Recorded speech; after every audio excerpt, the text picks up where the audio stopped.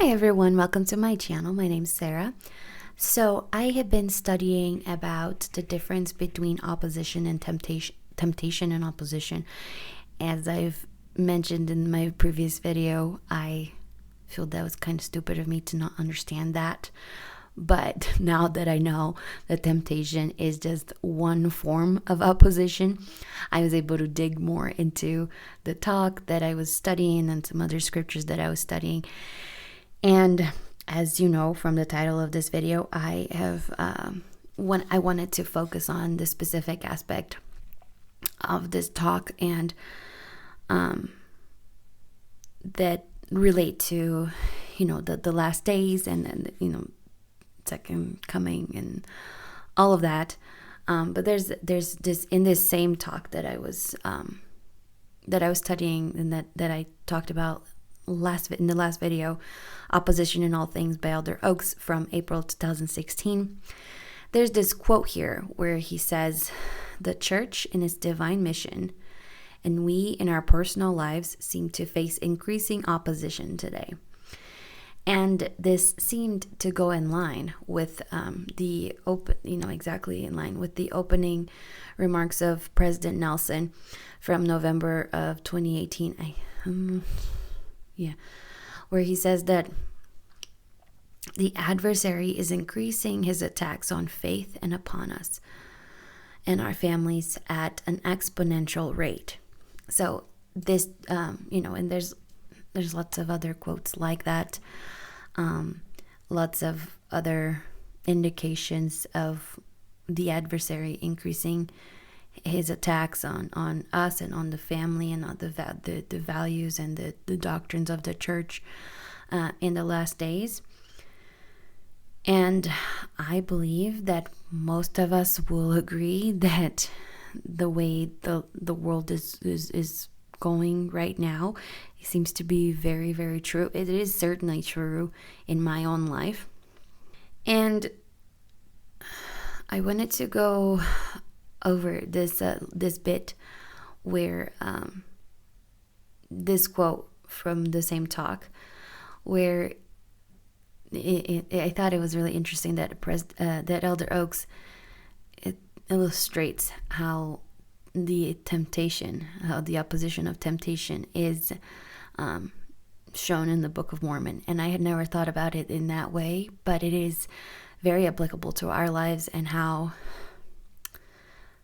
this can work in our own lives, how we can be tempted in our own lives. So here's the quote. "To illustrate the opposition of temptation, the Book of Mormon describes 3 methods the devil will use in the last days. First, he will rage in the hearts of the children of man and stir them up to anger against that which is good." And I find that this is very true, especially if you get your daily dose of internet, that especially being on YouTube, and I've just started this channel, but I've done YouTube in the past, and it's very easy to get hate and to get people that are just angry, and I find that a lot of the time it's not even anything about me. People are just angry, and I see that being the hand of Satan in our lives, and we're all tempted to feel angry now and again, like in traffic, or if my daughter makes me upset at something, she's just being really crazy that day, it's something we all experience. But this is the first one that he'll use. Second, he will pacify and lull members away into carnal security, saying, "Zion prospereth, all is well in Zion." And this is another one that I think it's really easy for us to experience, because it's easy to get complacent, especially when life is going well enough. Like, everyone will have problems, and everyone will have times in their lives when trials are very, very difficult, but a lot of the time that it's just normal. And when life is going well, it at least for me, it seems easy to just sort of take the back seat and to not push as much as I did when I'm in the really rough time, for example. So it's easy for me to, I'm not doing anything wrong, but also if I'm not pushing forward, we are coming back, like we're being pushed back, if that makes sense. Anyway, let me keep going. Third, he will tell us there is no hell, and I am no devil, for there is none. And therefore, there is no right and wrong because of this opposite. There's no right and wrong. Because of this opposition, we are warned not to be at ease in Zion. But first, for this verse here, 22nd. No, that's not it. Okay, sorry. I was just, I had never read this verse. I don't know why I'd never focused on it the way that I focused on this time. That seems to happen reading the scriptures. There's stuff that we read and we're like, was this there before? Of course, obviously it was. But it's just interesting to find new things. In the 2 Nephi 28:22, where he's talking about what Satan's lies are to us and his strategies. And behold, others he flattereth away. Actually, let me read the whole thing because this is exactly the whole thing. So it starts with the 20th, where he starts, for behold, at that day shall he rage in the hearts of the children of men, and stir them up to anger against that which is good. And others he will pacify, and lull them away into carnal security, that they will say, all is well in Zion. Yea, Zion prospereth, all is well. And thus the devil cheateth their souls, and leadeth them away carefully down to hell. And this is the one that I was talking about that I had never realized. And behold, others he flattereth away, and telleth them, there is no hell. And he saith unto them, I am no devil, for there is none. And thus he whispereth in their ears, until he graspeth them with his awful chains, from whence there is no deliverance. This is so crazy that this is in the Book of Mormon, and I'd never thought about it in this way, because this is something that has been on my mind a lot lately, that one of Satan's cleverest lies and tactics is to make people believe he doesn't exist.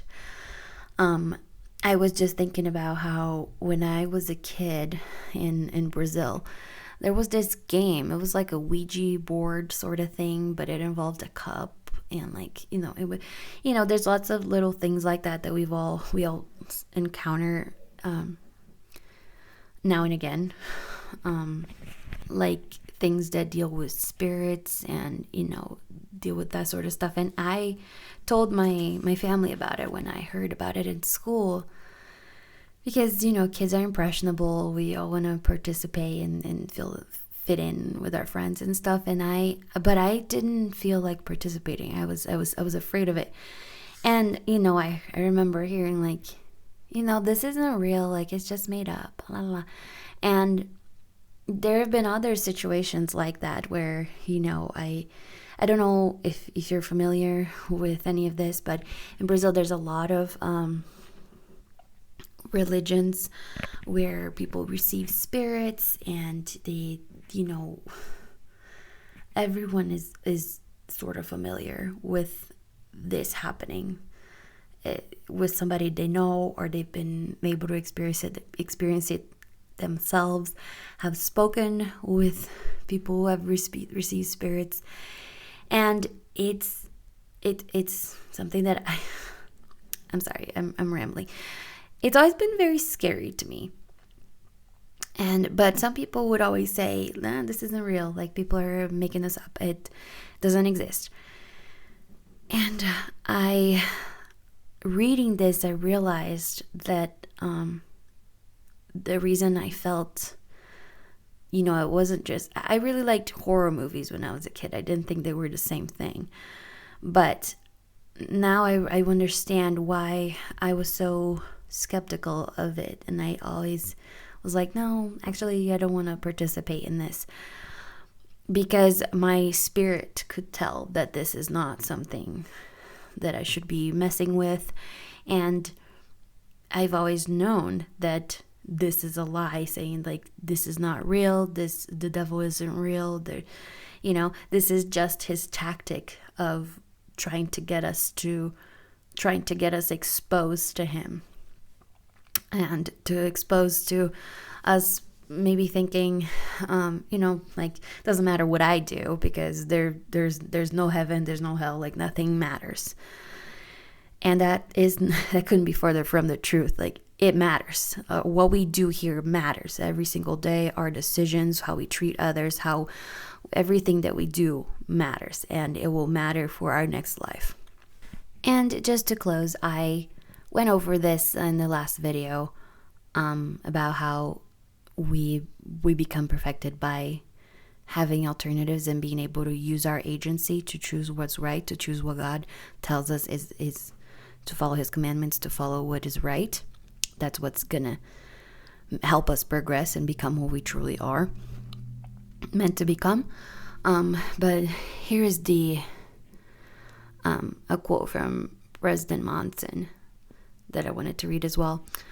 Our mortal life, however, was never meant to be easy or consistently pleasant.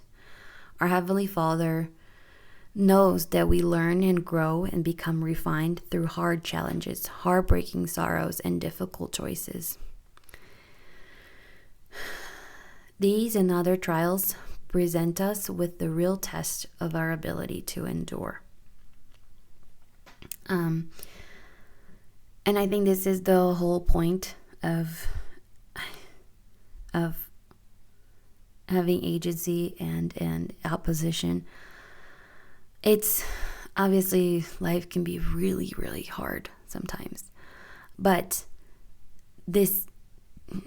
I think this is true for most of us when we think about the worst days, the worst experiences of our lives that have allowed us to grow and to progress, that we can look back at that and see who we were able to become after that experience. Obviously, this doesn't involve every single experience, but I can think of experiences in my life that I look back and I hated that time. I hated what I went through, and the heartbreak and all the issues, everything that might have come from it. But I don't wish that had never happened, because I know it has made me who I am today. And I know that I have progressed a lot from those experiences. And I think this is what we learn as we keep going through life, that, trials can be very, very hard. And it feels like they will break us and that we won't make it. Sometimes there are dark days that we feel we won't make it. But then there will come a day when we can look back and we can see how that was a blessing and how that made us who we are meant to become. And that day when we realize those things may not even come in this life, I understand that. Like, there are certain things that are so terrible that it will take, I imagine, there's a lot of things I would like to ask the Lord and say, why was this needed? But I have faith, and I believe that everything will make sense. And I also believe that he will consecrate our afflictions to our gain. In 2 Nephi 2:2, where Lehi is talking to Jacob in the wilderness, it says, "Thou knowest the greatness of God, and he shall consecrate thine afflictions for thy gain." And we have also the example of when Joseph prayed for relief in Liberty Jail, and that the Lord said to him that all these things shall give thee experience and shall be for thy good, which I look at that and I think that must have been very painful to hear. in that situation, because, in this horrible situation, it must have not felt like a lot of comfort. But I look back at my own life and the things that have given me experience and that have worked out for my good eventually. Of course, there's a lot of things that I still don't know how they'll turn out, but I can see that this is true in my own life. And even though opposition is rising in our lifetime, and I do believe this is a sign of the last days, that this is how things are supposed to go in the end. Not saying that I know when this will happen or that it will even happen in my lifetime, but I do feel that things are just increasing. Things are just going so fast with all the temple changes that have happened, and everything just seems to be accelerating. And even though I know there are hard days ahead for anyone, I know that the Lord is there, and He's able to consecrate all of these bad things for our good and make them work for our benefit if we just try our best to keep the commandments and to endure to the end. And this is what I leave with you. I hope it wasn't hard to understand. I try my best to make my thoughts make sense, but when I watch it back, I'm like, oh, that was terrible. But I hope that I do get better. So leave your thoughts and comments and, experiences down below. I'd love to hear that. And if you like this video, please like it, subscribe, and I'll see you guys next time.